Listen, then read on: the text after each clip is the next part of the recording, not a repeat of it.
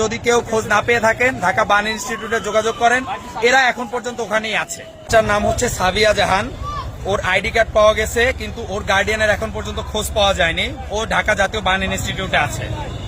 এরপরে বাকি 28 জন হচ্ছে শামীম ইউসুফ বয়স 14, মাহিন বয়স 15, আবিদ বয়স 17, রাফি বড়ুয়া বয়স 21, সায়েম বয়স 12, সাইম ইউসুফ 14, মুনতাহা 11, নাফি বয়স জানা যায়নি, মেহেরিন বয়স জানা যায়নি, আয়মান বয়স 10, জায়না বয়স 13, ইমন 17, রোহান 14, আবিদ 9, আশাফ 37, ইউসা 11, পায়েল 12, আলবেরা 10, তাসমিয়া বয়স 15, মাহিয়া বয়স জানা যায়নি, অয়ন বয়স 14, ফায়াজ বয়স 14, মাসুমা 38, মুনতাহা 14, শামীম বয়স জানা যায়নি, জাকির বয়স জানা যায়নি, নিলয় 14, সামিয়া বয়স জানা যায়নি।